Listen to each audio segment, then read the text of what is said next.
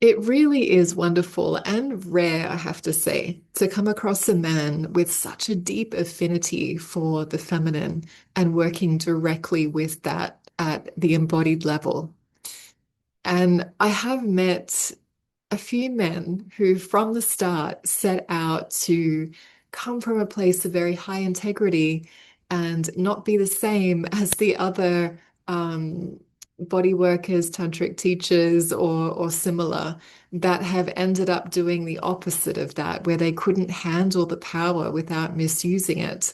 I've seen men start with that intention and fail, quite frankly. And often that comes with not being partnered.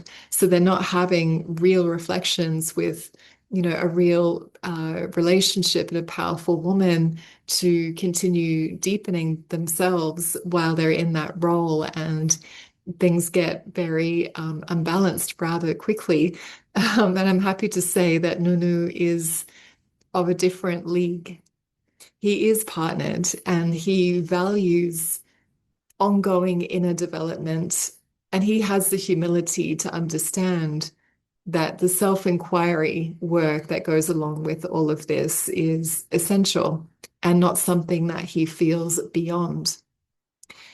And inside this episode, which I know you're going to get a lot out of, there's a moment when Nuna describes when a woman is in a very deep state inside of one of his bodywork sessions where she's encountering that place of freaking out because she feels like she's literally losing control. Like her body is taking over. The primordial intelligence inside of her is completely alive and animated through her in a way that makes her mind maybe go into a bit of fear for some time. And this is when the involuntary nervous system at a very embodied state connects with a really primordial, deep level of reality where the multidimensional nature of everything becomes so visible. And this is something that I'm familiar with in my own experience and the body work that I did for a very long time with people in the past. Um, and so I really understand that place. But what women are experiencing in that fear of loss of control is actually the encounter with the soul of the real feminine, the true feminine current that is so very different to any conceptual understanding about it. It's truly incredible. And there's something distinctly different. There's something particularly embodied about Nunu's approach, which tells me how deeply that he has dived into his own healing to a place that I perceive where he's recovered wisdom direct from his indigenous roots in Portugal pre-religion. And, when a woman is ready for healing and transformation with a trustworthy male body worker, it really can be pivotal in her self-exploration. And Nuno is known to bring a great deal of sensitivity to how he holds the healing space for a woman to expand into her fullness without being taken from, without extraction. And that actual visceral experience of that is something that most women have never felt. It's literally the opposite to patriarchal sex. And it's so sad that most women have never, and dare I say, will never, unless they really do decide to go beyond the dominant paradigm of patriarchal sex.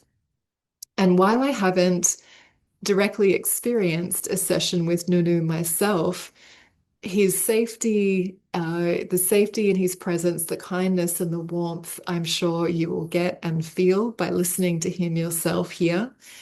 And the fact that he is booked out so many months ahead and that he doesn't advertise and that all the women that come to him are word of mouth and he doesn't have a list of complaints like some other people that you might hear about online.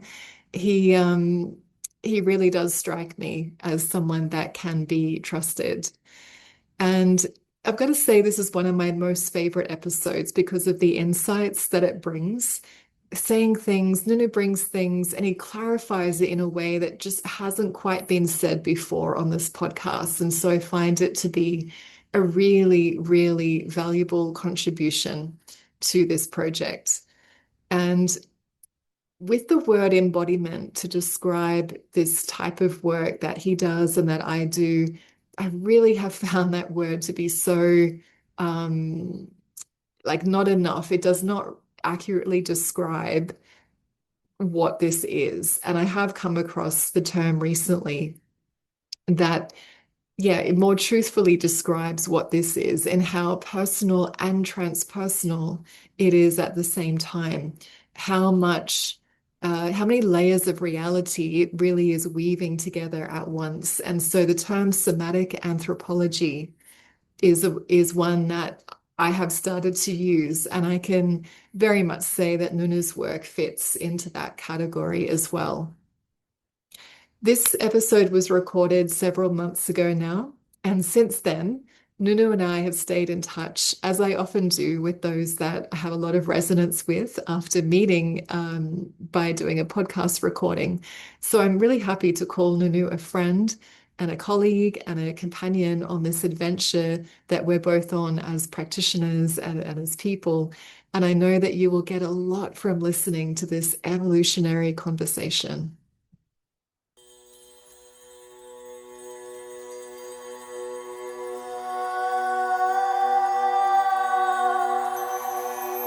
Welcome to this provocative and heartfelt podcast where patriarchy is defined as a paradigm that both men and women uphold in different ways.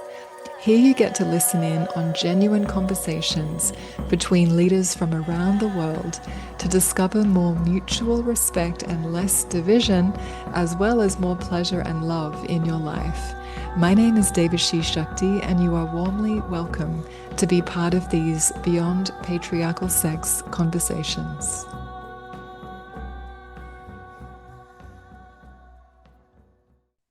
So, Nuno Rosa, have I said that correctly? Yes, I, you did. I'm so happy that you're meeting with me today, and I'm looking forward to this conversation with you because this is our first time talking. And it sounds like you're doing really beautiful work, one-on-one, I believe, with people. Uh, Hmm. how shall we introduce you to everyone? What do you like to be called? Well, I've been called many names and many things. So normally I now I refer myself more as a guide in this path. So I don't. In the past, I was more of a therapist. Then I understood that the word therapist really comes from a rooted place in the savior complex. So I've distanced myself from this savior energy for a long time now.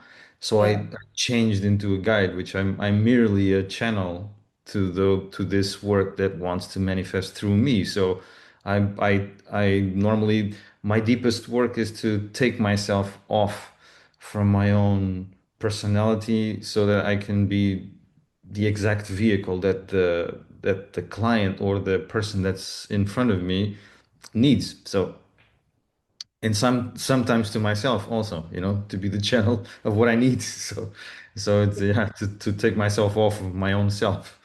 yeah, So this is the yeah that's why I now talk more as a guide than as a therapist or anyone that wants to do anything. So normally yeah. I resonate with that. I actually call myself a guide more than anything else these days, more than teacher, or Mhm. I never really Mhm. wanted to be a therapist as such, but I'm very glad that I have gone deep in therapeutic skills. Mhm. But it's part of who I am, not all of who I am. So, were you formerly a sex therapist, or what was your therapy background? Well, I was born with the love language of touch. So I was always touching people and very, very mesmerized and always worshiping the human body in many ways. So I was always very fascinated by the complexity and the in the energy of the human body. So I was always studying it. But through normal Western education and family values, uh, it never really allowed me to pursue this when I was young. So I always focused on academic, and I studied art and design and photography in college. So I went into the creative field. I developed a lot. I was a very successful creative director. I created a couple of companies, and I was also studying technology. So I was mixing art and technology and developed a lot of things around it.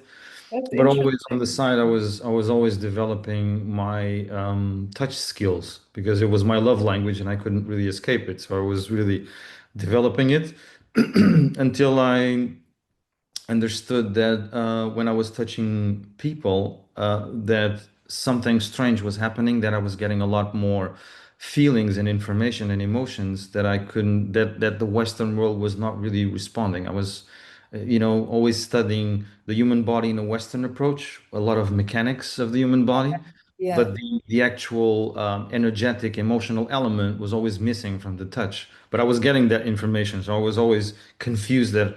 So I was, doing what the teachers were telling me to do. I was going deep into the physical body, into the mechanics, but there was a lot more to it. And Isn't then, there? yeah, yes, yes, yes. And then my sister, she started to study uh, Chinese medicine, traditional TCM.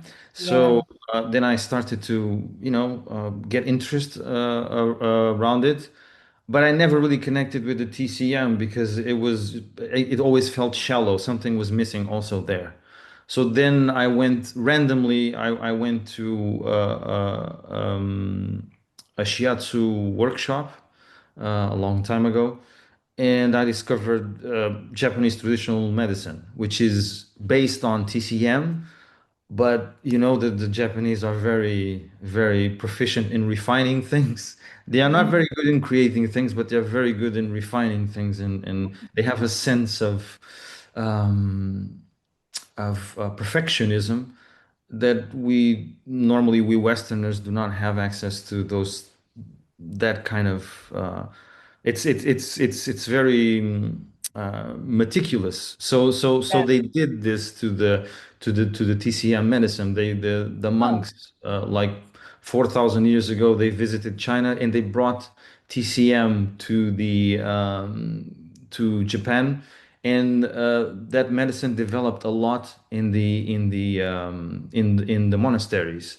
And as they could not use needles because the emperor forbid them to use needles, because they were very successful because they designed their own techniques. They were forbidden, so they developed a digipuncture, which is using the hands as needles. Uh, Mm. so very, very specific techniques. And basically, when I started to study this ancient medicine, I discovered that I also have a lot of in the process of studying this, I was also initiated by really powerful women that were my lovers at the time, and I didn't understand what they were. So they initiated me in some kind of inner awareness, and so I started to remember fragments of what you can call past lives. I don't really believe in past lives Oh.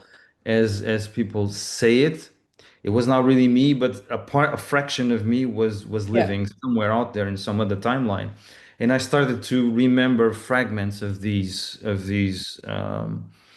existences, and all of a sudden, I started to apply some of the things that I remembered in my sessions, and now I am doing it. I've been doing it since, and then I remembered more and more, and I went really far back to Isis temples in Egypt, and Mm. and a lot because I've been facilitating this kind of work for many, many, many thousands of years. I wouldn't say me, but maybe versions of me or versions of my consciousness or something like that. Yeah. Yes, yes, like the greater consciousness that you're from, that you're part of.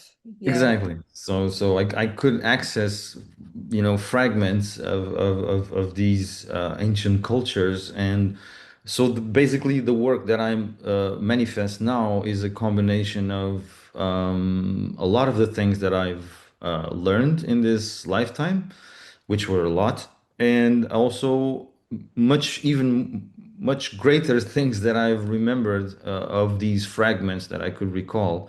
And what I do now is try to bring what I call indigenous wisdom into contemporary culture, which is creating indigenous contemporary practice. So it's Mm, like it's like a mix of things. So yeah. yeah. Does that, Sometimes I don't. Yes. Sorry. sorry, does that mean tapping into your recent bloodline? Yes, because what I've came across is that I haven't incarnated that much in the Western world. So that this is like a few of the times that I've incarnated here because I was basically aware that my existences are more towards the Eastern Okay. part of the world.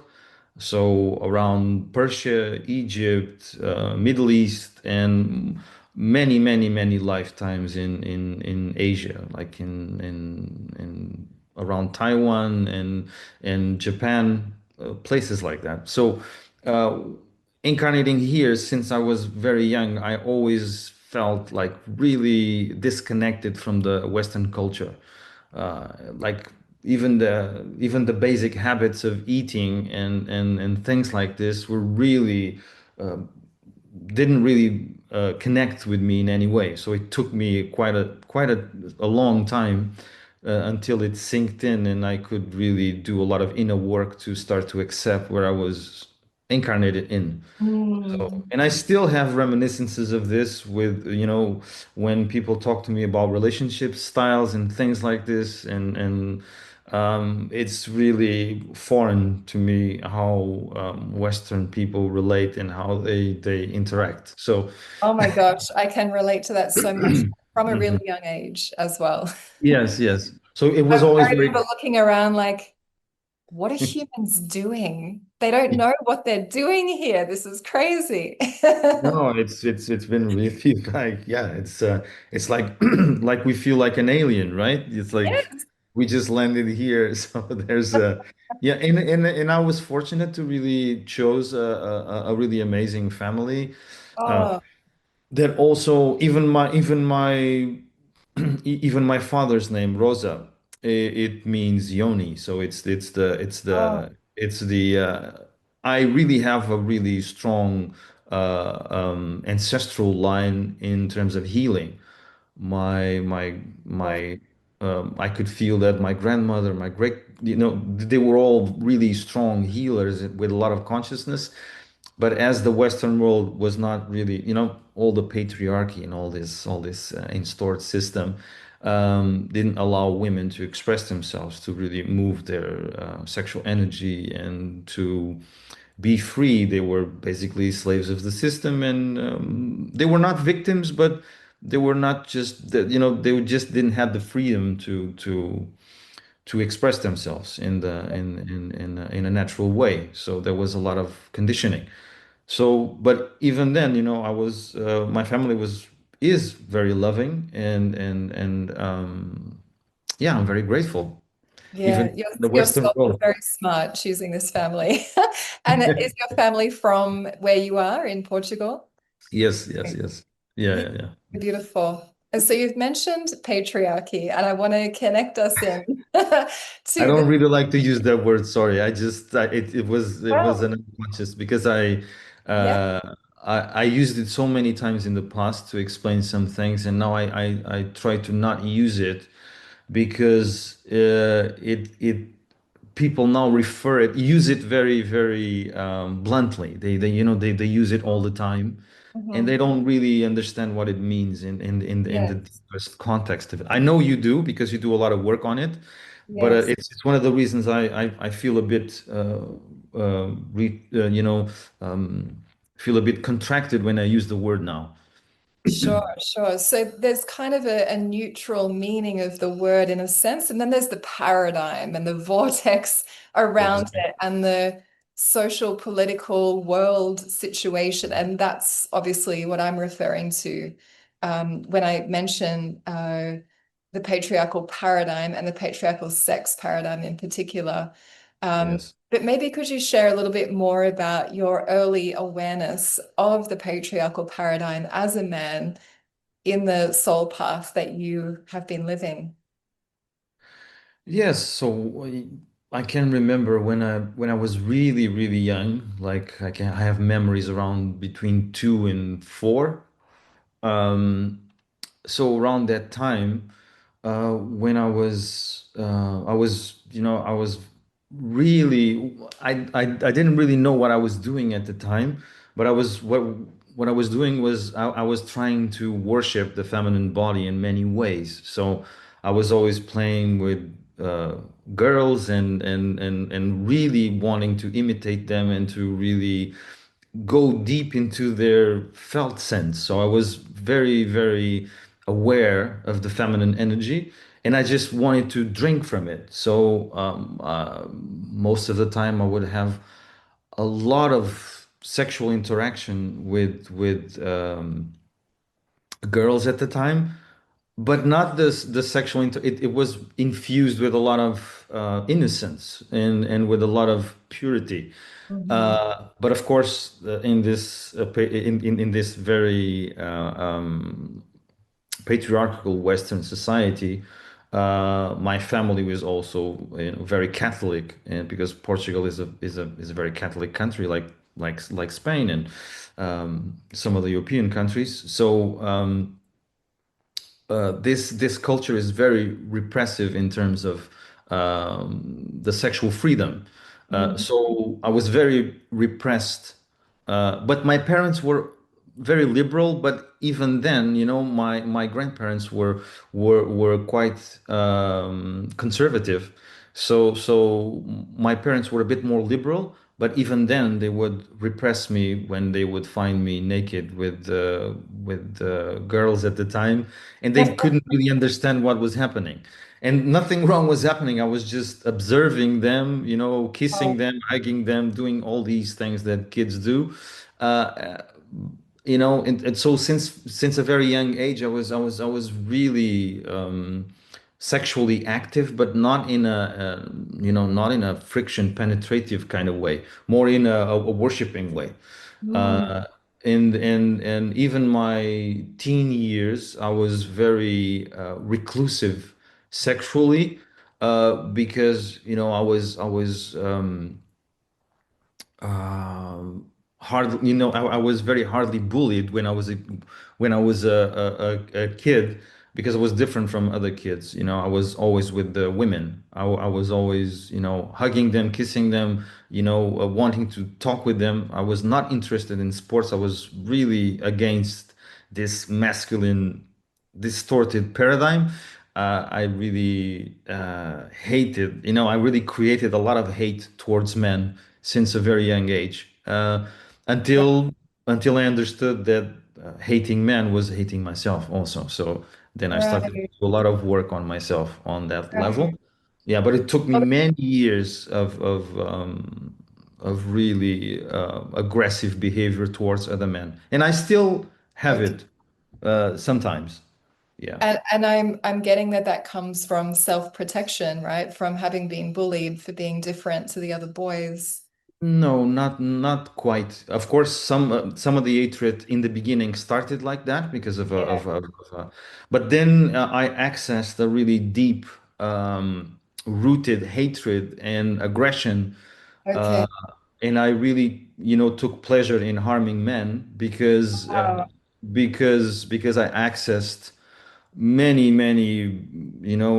rememberings of ancient lives where I was a woman, and there were not, the outcome of the interaction with men was not very good for myself, for my physical integrity. So I really had, yeah, I could access that deep trauma that was in the system somewhere. Same, yeah. And I don't know Portugal. I'd love to get to know Portugal, but at this point I don't. Has it got that culture of machismo really strong? It did more in the past. It's a very lovely country, and it has it in the European Union. It's the most feminine country you can Okay. find. In Europe, it's really feminine compared to Spain, for example, which is our neighbors. Yeah. We have a much more feminine consciousness because women are much more dominant here than in Spain. That's Okay. why that's why it's been taking a long time for the sexual revolution to happen here because women are the ones that educate the children. So they've been perpetuating patriarchy in a Mm. really strong way. Okay, so it's been this, but the actual consciousness of the country itself is very feminine. If you come to the land, you will feel a lot of feminine energy. So it's quite powerful. That's why after many years of living abroad and studying abroad, I came back to this country and started and made a studio to base my work here because I was always traveling and giving sessions abroad. I was never working here in Portugal. So yeah. Gotcha. Yes. Well, didn't you get born into the right place for you? And one of the things that you said you wanted to bring into this collective inquiry around patriarchal sex was your awareness of the goddess times, the goddess culture. And Yes. I wondered if we could speak into that because it's really rare for a man to be even aware of it and interested in it and able Yes. to, from what I understand, offer healing experiences for women to embody connection with that. So, how would you describe how you bring that into your work with women?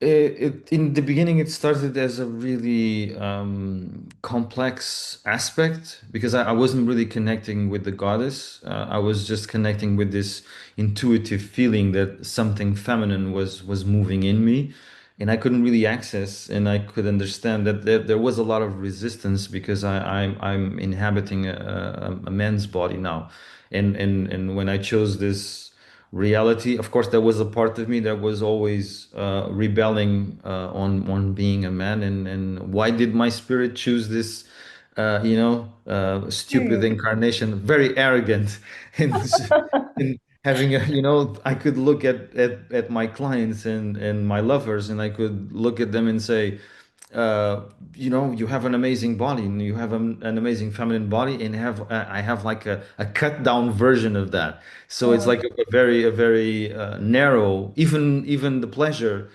circuitry, it's very narrow for men in many ways.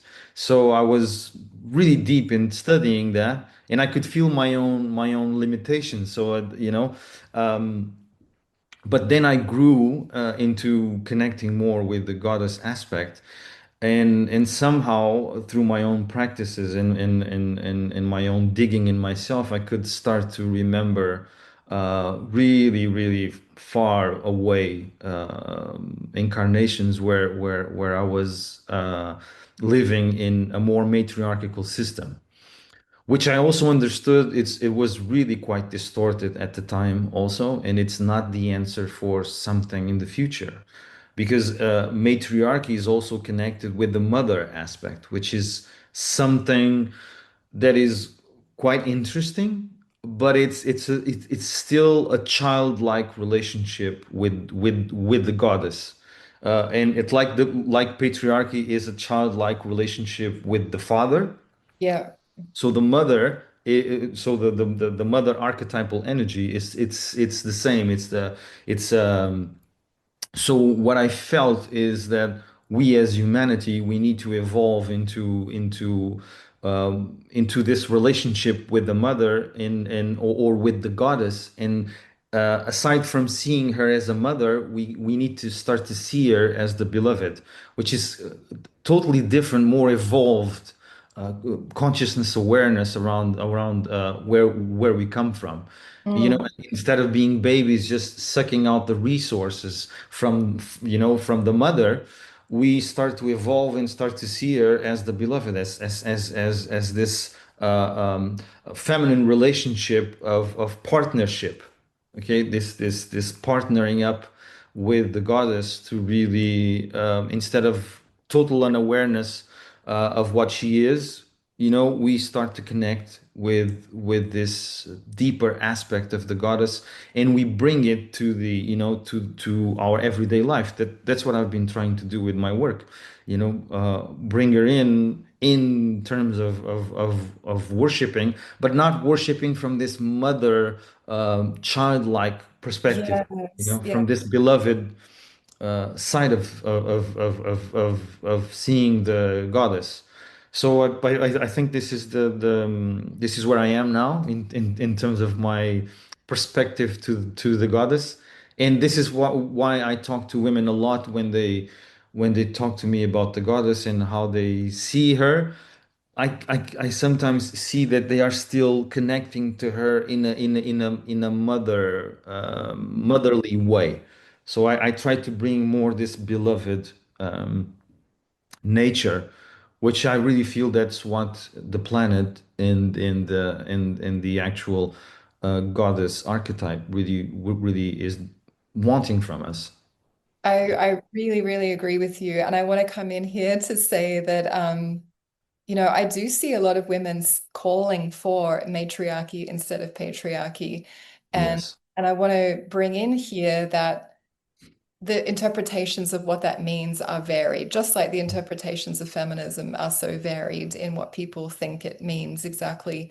But in terms of the anthropologists and archaeologists that I'm aware of, Hmm. they haven't confirmed that there's been, like an ongoing equivalent in the way that the 5,000 years or so of patriarchy has been in our recent times and lives.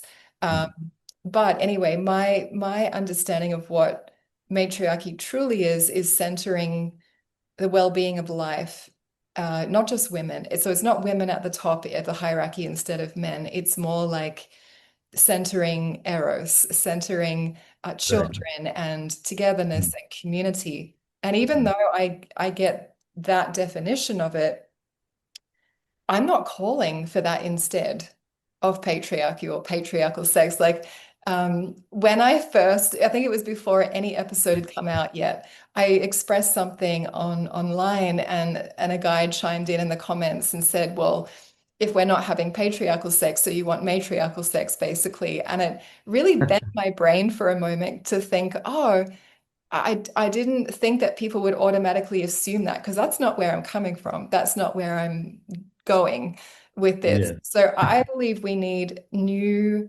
vision, a new mythology in humanity where it's truly unity. It's like the best of the masculine, the best of the feminine, the best of the father, the best of the mother consciousness together working.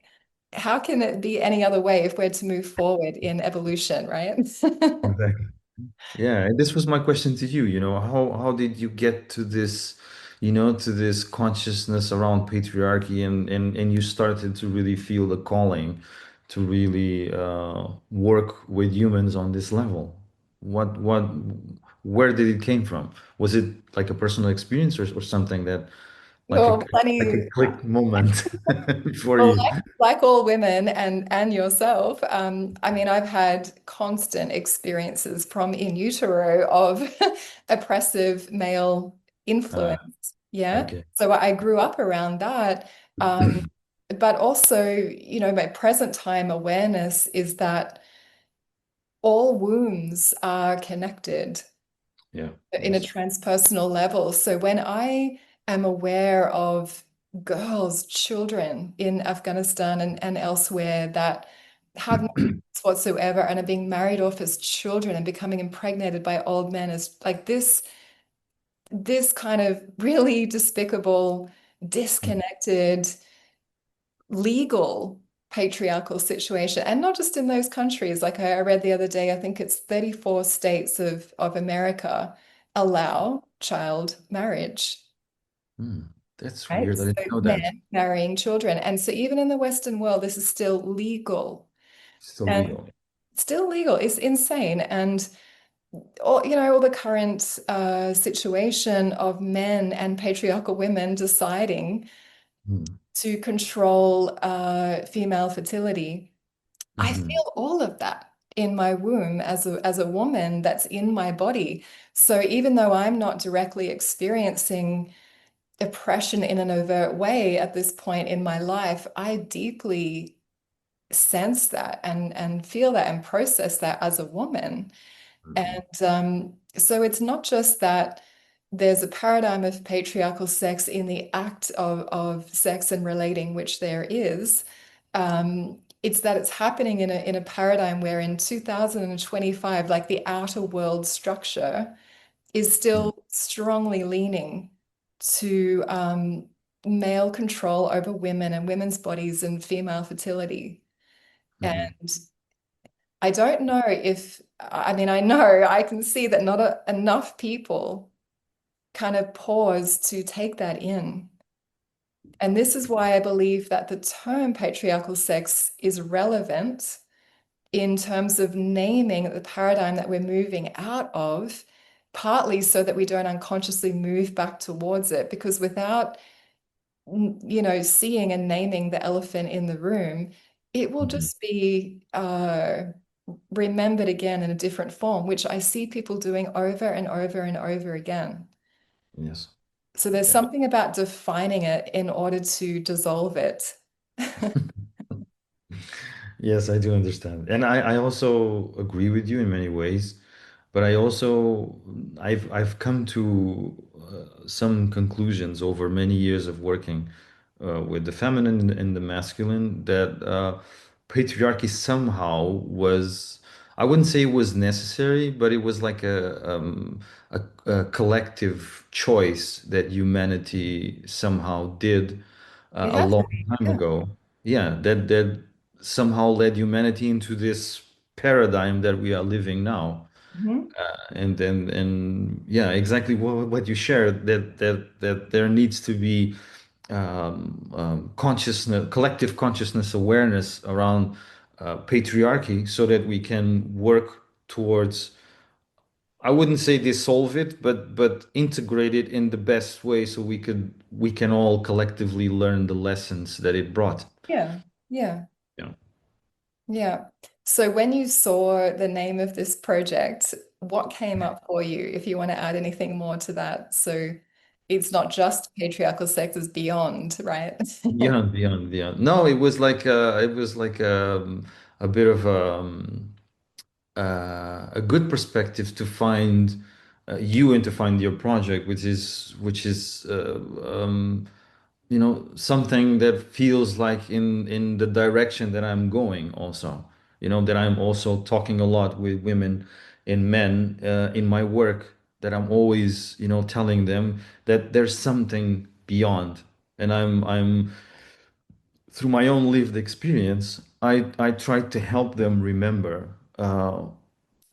fractions of the human nature that are exactly opposite of what they are trying to live, or they've been indoctrinated to Yeah. live. So Yeah. I'm trying to do this. So your project really brought some hope in a really good way to contextualize exactly what I've been also trying to do. So what I Mm. believe is that there are some people very scattered around the globe doing basically the same thing, with maybe Yeah. sometimes with different names, but the Yeah. consciousness awareness is very similar. So we are Yeah. doing the same work because the root, we come all from the same tribe, you can say it. Yes, yes, I feel that with you. And Yes. so for so many years, decades, I didn't language things in this way, but I've seen the reason um, Hmm. to actually have an impact that can just reach people in a slightly different way. Um, Hmm. but coming back to you and the work that you do, you predominantly work with women in your one-on-one practice? I don't choose it, but yes, 95% of my clients are women. I'm open to men, but I'm very, very, very cautious now when I work with women and men both, but more with men because I've had a lot of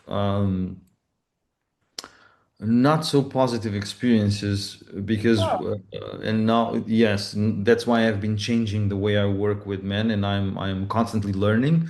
But I really want to work with men on a deeper context because men, I'm at what you can call heterosexual, so my eros doesn't really touch the masculine spectrum. I've tried a lot to work with it over the years, but it's just the polarization just doesn't really work with my being.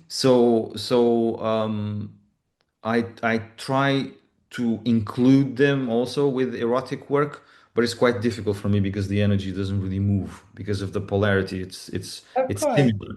Yeah, and you don't So have to. You don't have to do that. no, but I've been really trying. So what I've been doing more with men is more on an educational perspective and also helping them with touch work, but more on the emotional release and connecting men with their emotions through the physicality of their own body. Yes. Problem is that men really have a lot of resistance to their own emotions because of the culture that they've been brought up into and also due to the indoctrination of the system. So it's quite difficult for them if basically what I say to them is that if life hasn't bent you enough, it's very difficult for you to come and work with me because it's going to be very confrontational and very aggressive in many ways because I'll do everything possible to mirror back to you what you've been hiding. That's exactly what I try to do with my own process. I'm always in search for guides in my own process to show me the actual darker spots in my own being that I've been escaping or trying to bypass. Yes. And from So how I see it, men really need that reflection from other yes, men. yeah, Yeah. yeah, yeah. And even when I talk to them about sexual education, which is one of the deepest works that I do with men, a lot of self-awareness around their genitals and really around their physicality, which men, when they are born in this Western world and in this culture, women and other men give them the notion that men know everything about sex and men Uh, do not know anything about sex. I've yes. been studying my own body and sexuality for more than 35 years now, and I don't know anything, so I don't know anything. So when men come to me and I ask them about sexuality and they come with this altruism, with this arrogance, Yeah. saying that they know something, I don't, it's not, I do it from the heart, but I really try to show them that they don't know anything, from the Yeah. root of what we are as humans. I looked at them with love and compassion and tell them that there's no existing man, integral man in the planet now. It Mm. doesn't exist. Deep rooted masculinity is extinct for many, many, many centuries now. So what we have, is a really cut down, narrow version of a man. We are trying, there are men that are trying to revive the actual rooted masculine energy in the masculine body, but we are really far away from that. We Yeah, I love your honesty of naming that. I feel like I've come across some exceptions to that, but they're very few. Yes, I Yeah. can, yes, I've witnessed some also, but it's quite difficult because even when we dissect them and when I have deep conversations with them, I can always see some of the flaws that I see on myself. you know? Oh, I see what you're saying. Okay. Okay. Yes. Yeah. Okay. And in terms of men learning to live beyond patriarchal sex, so just staying with the men for now, Mhm. what do you wish that they were getting that you see them not currently comprehending? So what I see is a lot of polarization deep within the rooted masculinity body of men, because we both have masculine and feminine polarities in both men and women. So what I see is that men have this polarization inside of them now with this culture that or they are ultra macho or they just get really like Andrew Tate kind of Yes. which is not ultra macho. It's just very weak and very traumatized and Yes. very and Very very insecure. very disconnected from their hearts, which is a polarity extreme. And then you have the more um, how do you call it? Like a more, I wouldn't say feminine men, but like a depolarized men that are very, the other pole calls them weak or whatever. So you don't have anything that will balance in between. So, and if you look at our society, there's not much space for a man to be what he was born to be, because Mm, this society is highly polarizing. So it's always trying to, to put men as the provider, which man has nothing to do with being a provider. Of course, in terms of adversity, he had to become a provider, but that's not his nature. Exactly the same as women, women are being the caretakers and being the givers, which their nature has nothing to do with that. The nature of women is receptiveness, deep receptiveness, and the nature of men is deep giving. It's that's why we have a penis. It's a mm, giving organ. It's an emitting organ of energy. And women have a yoni, or it's a receptacle. It's an organ to receive. So if we, this is when I talk about sexual education with my clients, I always say to them, look very, very closely to your genitals because they have a lot of wisdom there. They yes. really, if you connect with them, you can start to access layers and layers and layers of forgetting of forgetness, or of really ancient wisdom that the body really has for you, that we never access because this culture is constantly bombarding you with a lot of disconnection from your own center, which is Yeah. your genitals, your pelvic bowl.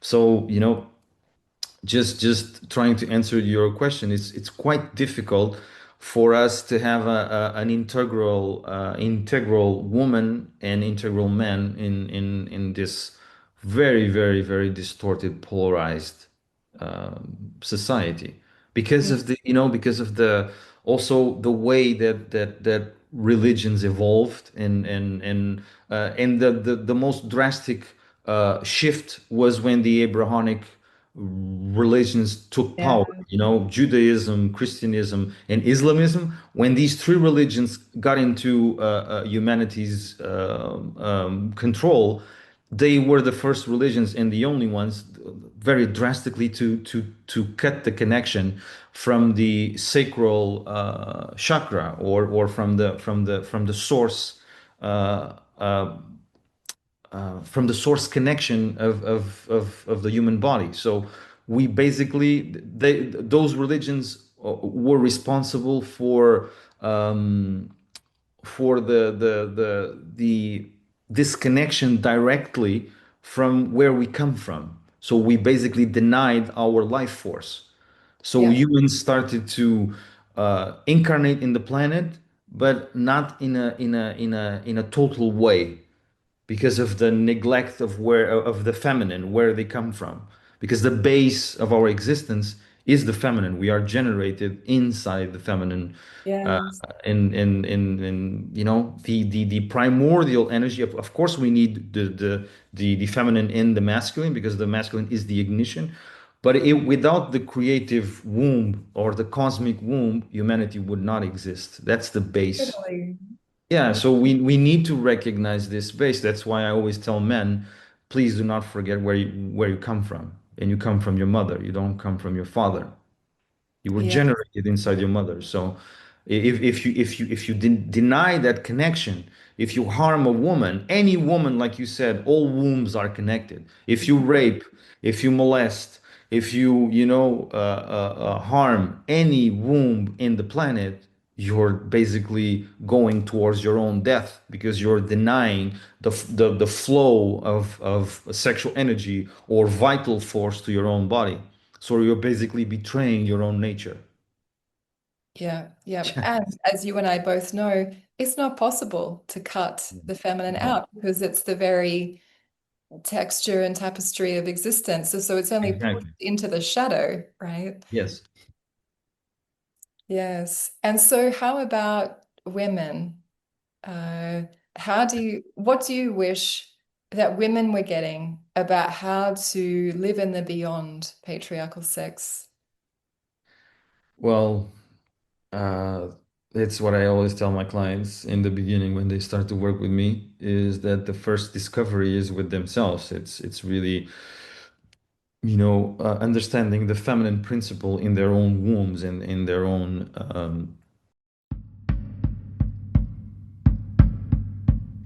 This message is for the ladies. If you want to fully get in touch with yourself and your body, enter the Tigress Path. Here you become an initiated woman living way beyond patriarchal sex and also become a safe space for men to learn about patriarchy without the blame. Inside the Tigress Path, we have personal transformation and also professional accredited training options. The links to connect are below with this episode. pelvic floor. Like it's the most basic and the most profound connection they can have with life is through their own body. So this is why I help humans incarnate more in the body, and exactly the opposite of what religions have been telling humans that they need Yeah. to ditch the body because the body is impure, the body is not the right vehicle for them, it's full of guilt and shame.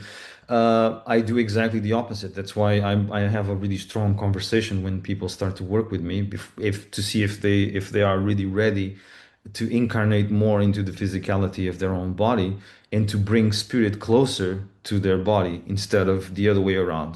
People, I have nothing against meditation or against ascetic practices, but I do have against humans coming off the body and not really embodying their own existence. So I've been teaching a lot about this, and one of the basic principles that I help women remember is this: that their feminine energy, their feminine principle, or the base of their existence is the carnal existence, is the felt sense of this incarnated body. So the body is the best vehicle.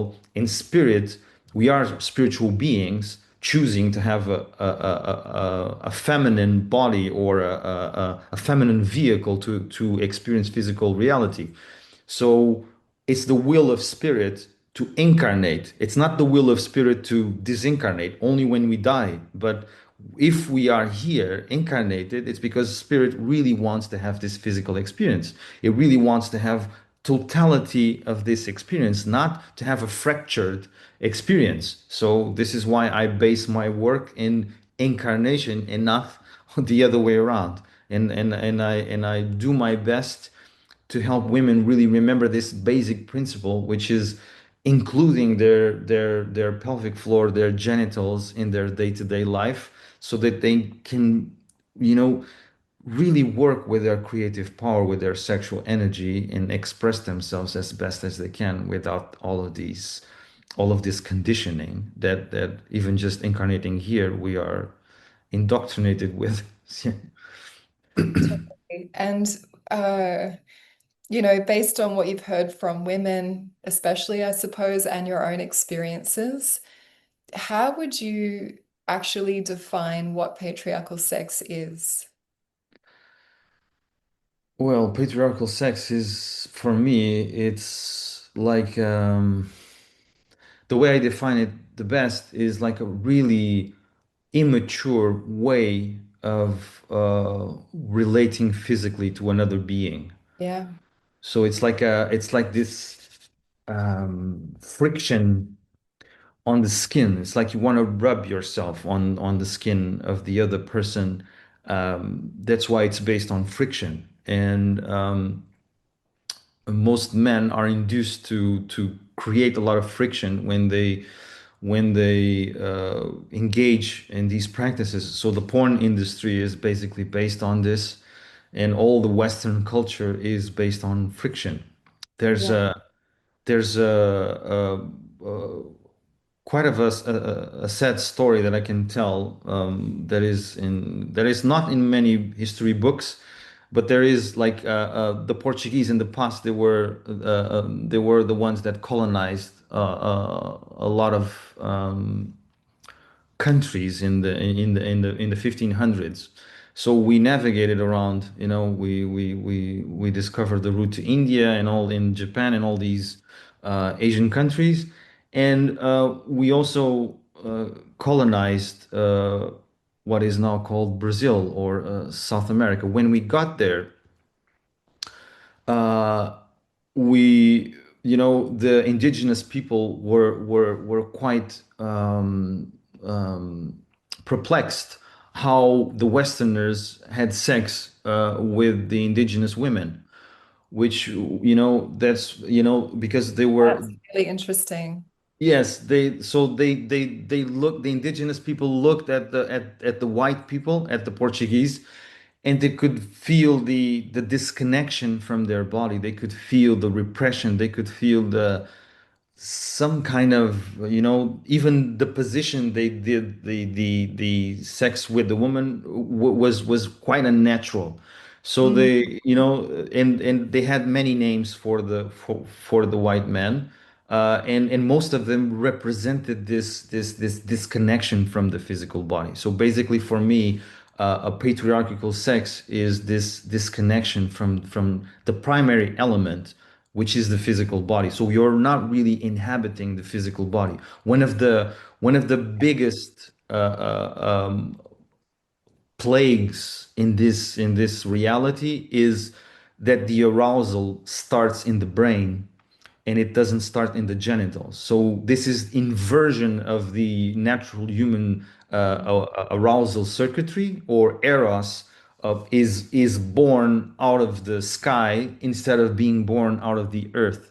So basically, there's an inversion and there's a subversion of this. That's why there's a lot of subvertive practices now in porn and in sex industry and even in humanity, because the circuitry is inverted. So that's yeah. why a lot of people say, "Oh, but I really get aroused with my mind first. So my mind is where my eros starts, or it's a really it's my basic principle of erotic energy." And I say that's not human. You know, Mhm. humans are not born like that. Humans are not, that's anti-natural. Okay, Yeah. so the arousal or the sexual energy is needs to be started in the pelvic floor, in the actual energy center of the human being, not on the head, you know. So, but as most humans are inhabiting only their heads, their physical energy is concentrated on their head due to you know, daily stimulus and a lot of substances that they take every day to cope with this disconnected life, like coffee, tobacco, alcohol, all these things. I have nothing against these substances, but they do ignite this disconnection and they bring a lot of the energy up. And even the intention of the culture is to bring everything up to the brain and make the brain the king of the body, which Yes. it is not. Okay, so Mm, when we start to bring the consciousness, which is basically my work over the last 10 years, has been developing a lot of techniques to really help humans start to descend from the head. And if they get to the heart, it's already a lot of, it's a really, it's already a big achievement. But, you know, if they can lower a bit down and they can start to touch the abdomen, and then they can start to feel a bit of their legs, because most women and men, they don't really even feel their legs. They've never felt energy flow in their feet, you know. And when I tell women that one of the strongest sex organs in their body is their feet, because they can really generate a lot of connection with the beloved, with the planet, just through their feet, and they can really ignite that energy and bring it up to the pelvic floor, and then amplify it, and then bring it even up to the other energy centers, and you know, and just expand and share it with anyone they want, or with the planet or the animals, whatever. So you know, when we have this awareness that even the circuitry, the basic circuitry of the human body has been depleted and inverted, you know, humanity is really, really, really far away from really manifesting a healthy, connected, sexual um, um, life or root, whatever you want to call it. Yeah, Compared to what's truly possible. Yeah, I agree. And I'm yeah, so appreciating your clarity on this point in particular that you're making. And I don't believe anyone else has really focused on that entirely. And yeah, yeah. I mean, yeah, everything in the Western world is orientated around, Hmm. yeah, making the brain the king. And, you know, even the transhumanist agenda and where all of that's going is all about that, right? It's All about that. Yeah, embodiment. So, yeah, I don't know if you are aware of Diana Richardson's work and the episode yes, I did with her. Yeah, so her and others that yeah. have focused on polarity at the embodied polarity level. Mhm. Uh, this is such medicine for these times, you know, because I just see for quite a while now this tsunami around the world of mass confusion around polarity and Yes, yeah, so much damage that's happened from that conceptual, intellectual grasping yeah, of it only. Because yes, my experience of exactly what you're saying, you know, when arousal happens from the inner body first, it's like a flowering open out into the physical yeah, experience. It does not begin in the brain at all. yeah, This is something so sacred and so specific. And I know for sure that if people were experiencing polarity in the embodied way, they would not be misinterpreting it and exactly, positioning men as always exactly. having to be dominant and all of this. It's Yes, not real when you're embodied, no. you know. No, even talking about polarity, it's really triggering for me because when like for example the tantric scene now, or the neo-tantra scene, and then all the Western view of this what they call tantra, which is nothing to do with tantra itself. So when they start to really polarize, and all of these polarity teachers now coming in with their views, and it's exactly what you're saying. It's you know, it's this I think it's uh,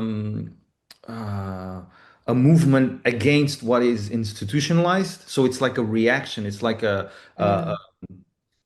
antibody reaction of collective consciousness trying to rebel against what's been institutionalized from these Abrahamic religious background that we have in humanity now in the Western culture. But the most predominant aspect that I talk with these teachers now when they come to me or when I come to them is that I really try to look at them and say with humbleness that the human body is so much more than the polarization. It's so much more, and we can achieve, because I've witnessed this through my own body in a very limited way, but I've witnessed women getting to a place that is what I call having a truly non-dual experience through the physicality of their body, Mm. which is exactly what I try to help them remember that it's possible for them.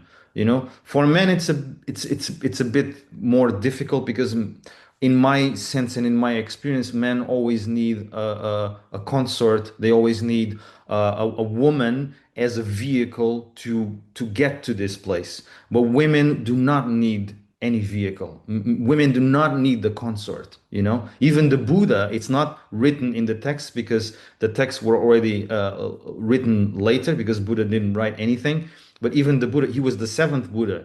There were six women Buddhas before him. He was the first men to get there. Oh, So wow. he needed a consort. It's not written there, but there's Oh, a lot of people in the planet that know this. He needed a woman to get to this specific level of openness that they call now enlightenment. It's nothing to do with enlightenment because we are all enlightened beings. We just need to remember what we are. So basically, it's this remembering that then the and um, there's a specific way that men are born in a physical vehicle different from women biologically because they need to harness a lot of humbleness and a lot of humility inside of them to really transcend this paradigm that they've been gifted with.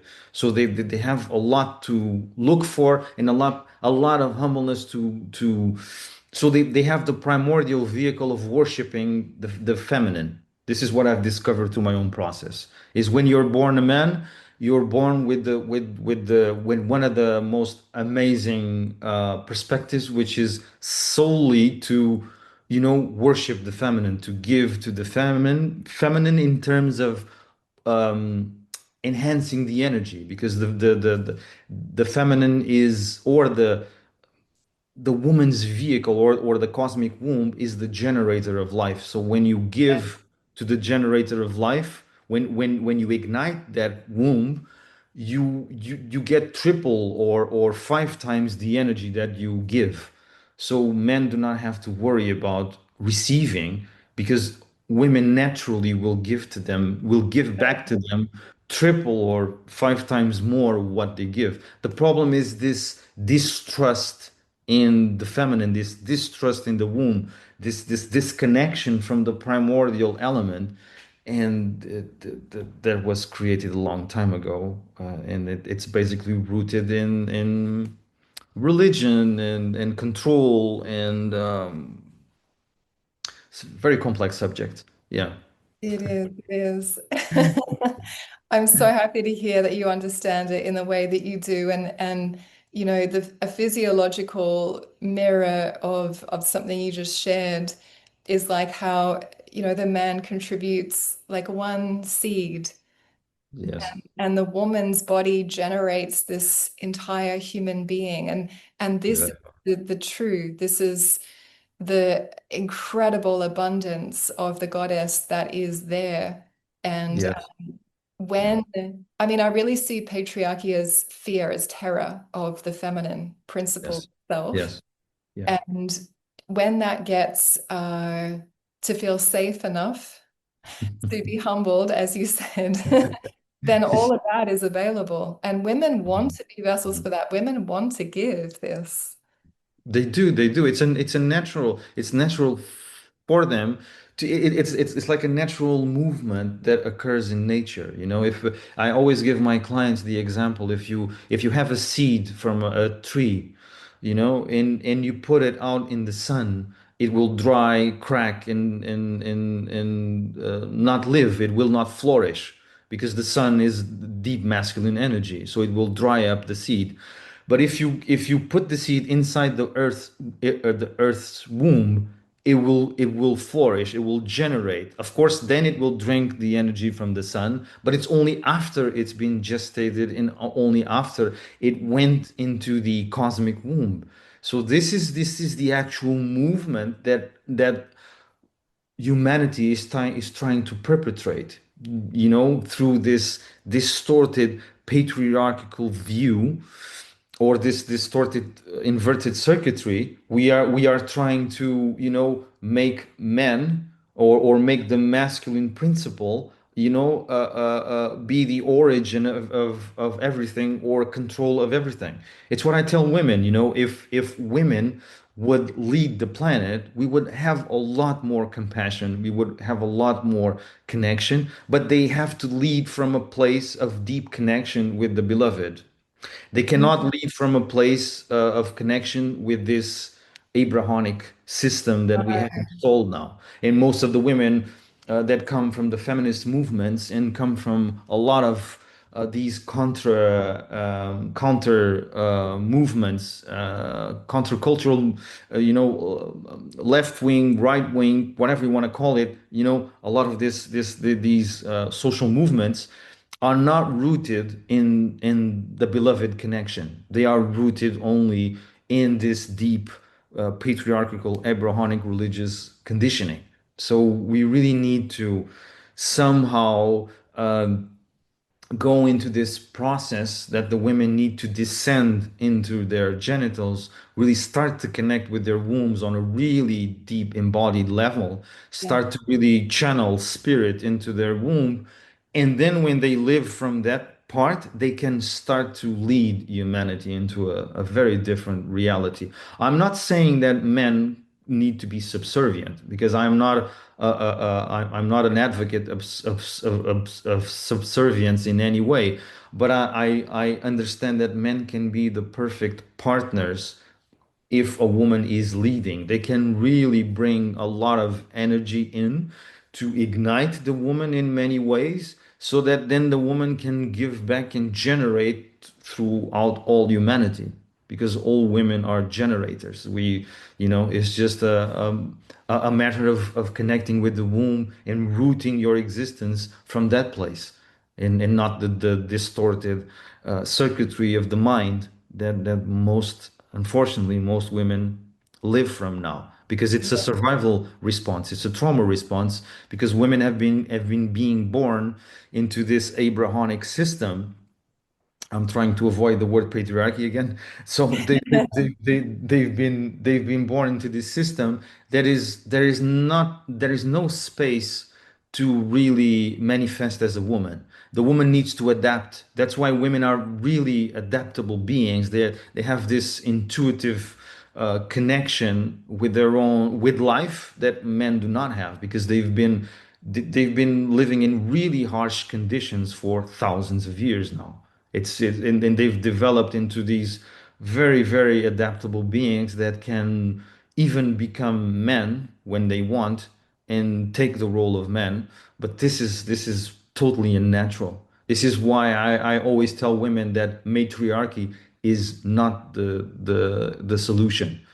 Going back to those roots that we already experienced, like you said, it's not been proven, but I do remember some existences in those cultures, and it's not the solution.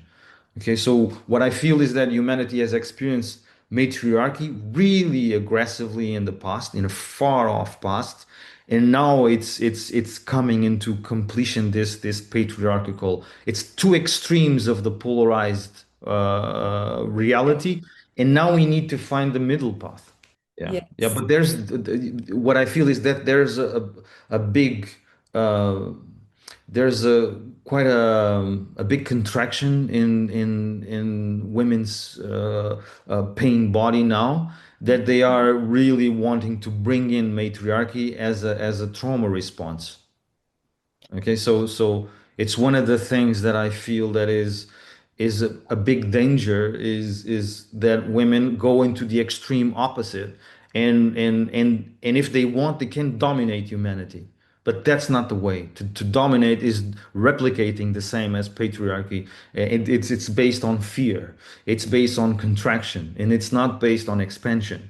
So and it's not, it's basically, it's a distorted view of human nature, which is, neglecting your own essence and just going for the fear and going for the reaction and Yeah. not really integrating what you basically are. It's Yeah. it's Yeah. Yeah. neglecting the human nature. So anything that arises out of that reactionary place, so a dysregulated nervous system is not what we want in leadership, whether No. male or female, right? Exactly, exactly.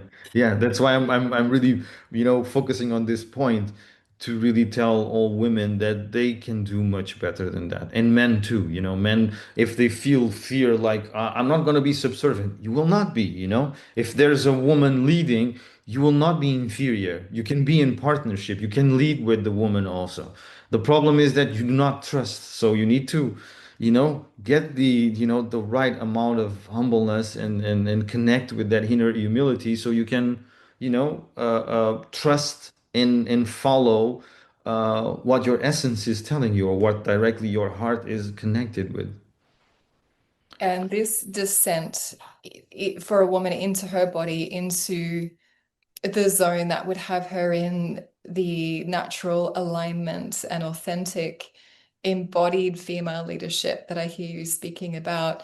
An example of that is how when a woman comes to work with me in the Tigress path, right? She knows conceptually that she's a woman. She knows this, but Of not course. until she's down on the floor in her body, 100%. experiencing Exactly. that in a non-cognitive way, does That's she it. go, oh, I Yeah. feel, I can feel like I'm It's inhabiting an woman it's now. yeah, it's a felt experience. They need to feel it's exactly like in my sessions when we are really going deep into the body and I'm guiding them into their tissues and their bones and their ligaments and we really access the cellular memory. Only then it starts to vibrate and they feel like and the tears are falling and they are drooling all over and they are wetting themselves and they feel like I'm losing total control, I'm gonna die and I'm losing all control of my body. And I say no, you're not.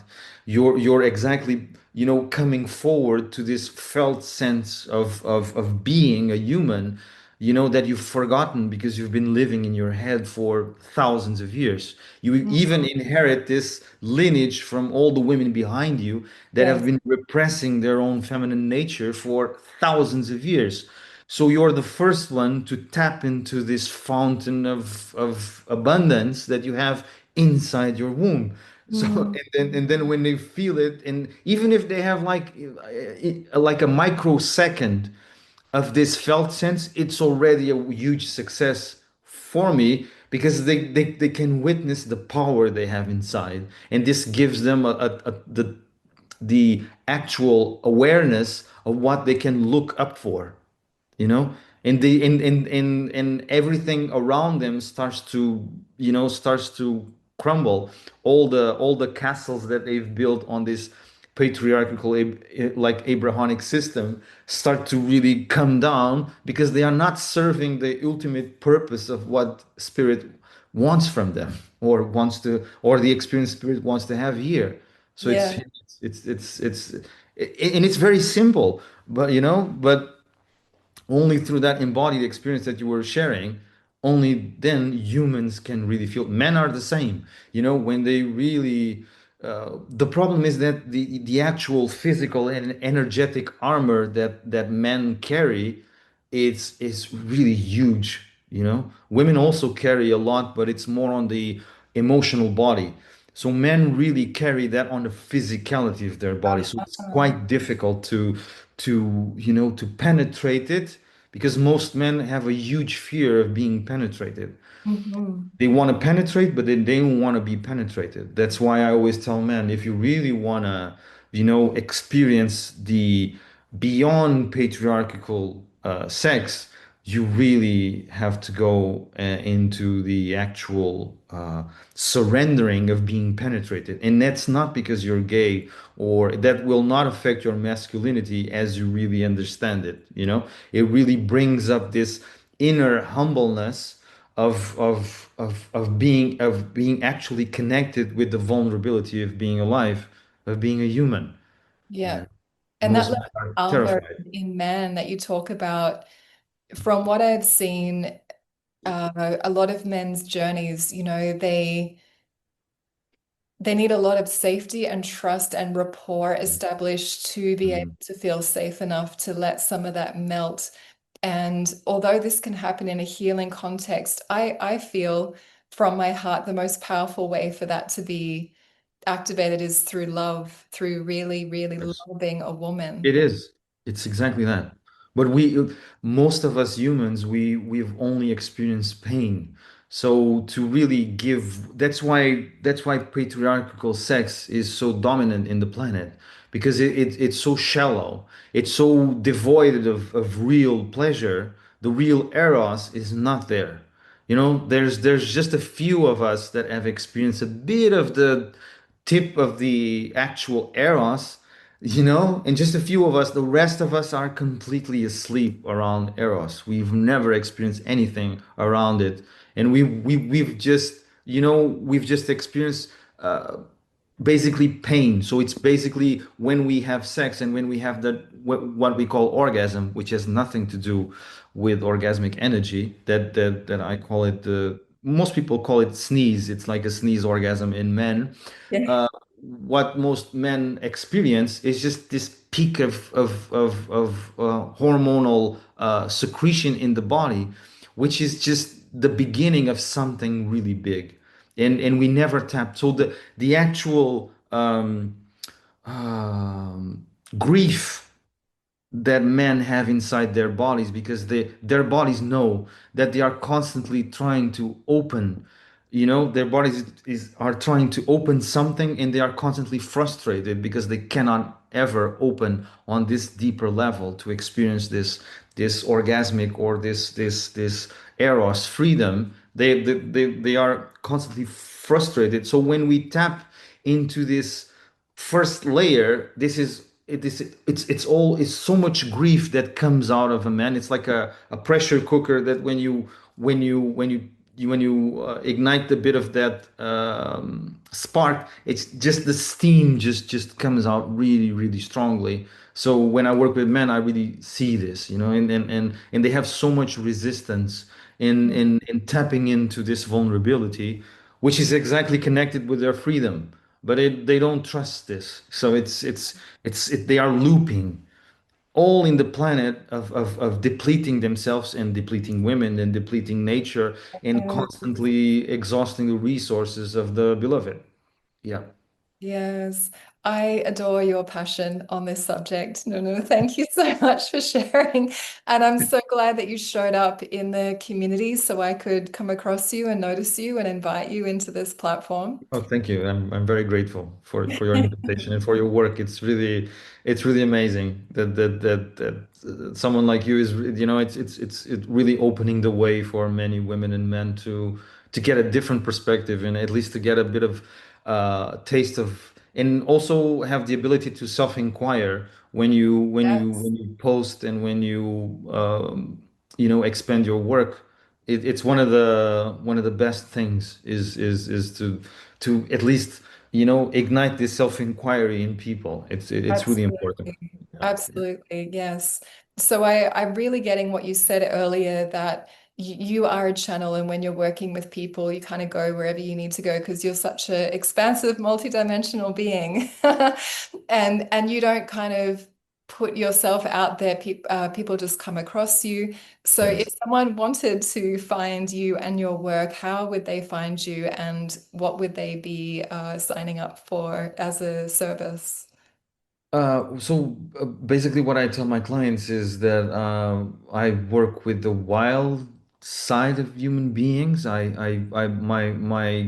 My deep intention is this rewilding of the human being because I truly believe that we've been neglecting our wild nature over many, many, many thousands of years. We've been domesticating the human being.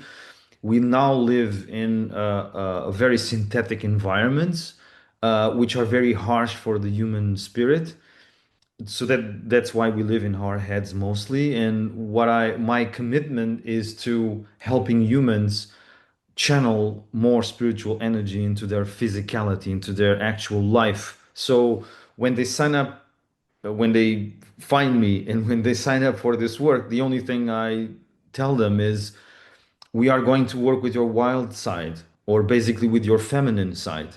Okay, not that we cannot work with the masculine, but the masculine most of the time is already very saturated in your system. There is a big imbalance in your Yeah. body, it Yeah. being a man or a woman, because the masculine is like here and the feminine is really, really down there, or most of the time neglected. So we are going to try to, if we need to work with the masculinity, of course, we will work with it. But the primordial focus is this rewilding of the human being, bringing this wildness, this reforestation of the human being, so that it's basically, I tell my clients that it's like the planet.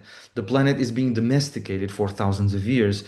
There's almost no wildlife now in the planet. The planet is dying because the human being is also dying. So we need to somehow rewild this body that we've been neglecting for thousands of years. And when life has been throwing at us so many challenges and so many things, we still neglect the physical body. We work a lot with the mind. We work a lot with the spiritual energy. We work a lot with the emotional energy. There's a lot of therapists. There's a lot of people doing a lot of amazing work, Yeah. working with the physical body on a visceral, wild, feminine lineage. There's not many people doing this. And Yeah. this is my commitment, is it's this that I only ask people to come with an open heart and to welcome what the body has installed for them, because they are a vessel of a lot of wisdom that they've been neglecting for many many many generations and many lifetimes. So when we my sessions are a bit crazy because I use many tools. I've been studying so many things throughout this life and many lifetimes that I just put at service anything that's possible for us to achieve whatever we set out to be, which is this rewilding of the human body in connection with spirit. So it's this inner humbleness that we are there to just welcome whatever the body has for us, and without any judgment, without any expectation, just welcoming what that energy it needs to tell us. And sometimes we start to have visions of past life. Sometimes we have visions of this life. Sometimes we have visions of ancestral life. Sometimes we just feel things very, very close in our hearts. And sometimes we go into places inside our body that we never thought we had. So it's this element that it's completely unpredictable. My sessions sometimes are just cuddling sessions, very deep, where the human just surrenders into deep, compassionate relief for their own bodies. And sometimes they are the most aggressive, most physical, most bursting out of fluids and screaming because we rupture muscles and we really take out the armor that's needed. And sometimes it's just nothing happens because it's what the person needs is nothing to happen, and we just sit still in front of each other, and the person is there and witness the silence. So it's this Mm. that I do. I don't have an agenda. I just that's why I do this work, is because it's so opening and so creative that I have to improvise everything, because every human being is different in life. So they have Yeah. it's a different element each time I do the sessions. So You don't meet people online, it's all in person. no, I do meet people online. I do online work. I Okay. do like what I call Black Mirror sessions, where if people have a lot of difficulty in specific situations, emotional, energetic, physical, I do sessions to mirror back to them the darker aspects, so they can start to integrate and work with those. And I Wow. also do, sexual education talks on retreats that some teachers invite me to talk about specific, like what we've been talking here, to give a Mhm. different perspective. But I don't do open talks. I don't do any videos online, because the stuff that I speak about is quite triggering, and I don't want to force people into anything. I'm here. I do a lot of ritual practice to just be here, centered and very open and welcoming to what life sends my way. It's exactly like I try to embody the ancient archetypes of the sacred priestesses, or whatever you want to call them, that they were out there in caves or in monasteries, and they were waiting for the adept to go through life. And when they feel it in their heart that they go on set on this pilgrimage, they will find the this archetypal energy, very ancient, very old, very wise, and that has exactly the elements that are needed for that pilgrim or that adept to transcend, to be initiated into a different aspect of their life. So basically, I offer rites of passage, or whatever you want to call it, which our modern society doesn't doesn't neglects completely all the ceremonial Yeah. aspect of life. So I try In to a offer one-on-one context, right? one-on-one. I also sometimes the word is teaching, but I don't teach. I help people remember. Yes. If they come across my work and they feel a really deep resonance and they want to drink from this really ancient archetypal force that I call sacred whore path or sacred prostitute or dakini path or yogini path or sacred priestess, sexual priestess, whatever you want to call it. It's a really ancient archetypal energy. If they really want to drink from that and if they want to really remember, if there's a deep resonance, if they want to remember, I once a year I do a small container of 4 people that I help remember this path with. Mm, Yeah. mm. And it also helps me remember some of the things. So through channeling, I get a lot of insight, a lot of things come. So yeah. Yes. Well, I hope to meet you in person. I'd love to come to Portugal. So when that happens, I'll let you You're know. welcome. Whenever you want to come, you're very welcome here. And it's yeah, it will be a privilege to interact with you and and also learn from you and share. Yeah, it's I'm always open to women like you. Really, yeah, I'm very in humbleness to the work you do and to your own energy. So Thank you. Thank you. I feel actually both you and I, part of this soul group, perhaps, of the rewilding, but also the restoration of this sacred architecture that is yes. bringing us back to wholeness away from the inversions. And in Mhm. this energy of reverence, not maybe worship in that childlike way that you mentioned at the start, but true reverence from a place of wholeness. Yes, Mm. yes. It's this element of deep devotion, but with total awareness. It's not this blind devotion that religion Yes, that's it. instigates on us, on humans. It's this devotion, but really centered in the heart and with a lot of awareness, so that the goddess can really, come through us and channel through us and to expand into this planet. I really believe that we are just beacons of goddess expansion. That's a beautiful note to end on. I'm going to leave it right there. And I'll put your links of how to contact you with this episode. And Oh, just thank you. thank you so much for your time and Thank you energy. very much. Yeah, it was really lovely to be with you. And you too.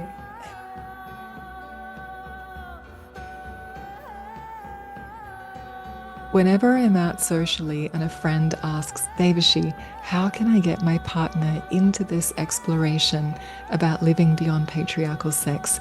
My answer is exactly what I've put down in the show notes for you with this episode. And if you are willing to be the spell breaker of your bloodline and have the uninhibited pulse of eros guiding you through life, beyond the matrix into the fullness of your divine sovereignty, then keep tuning in to these weekly episodes and share it with your friends. And may we all be free from suffering.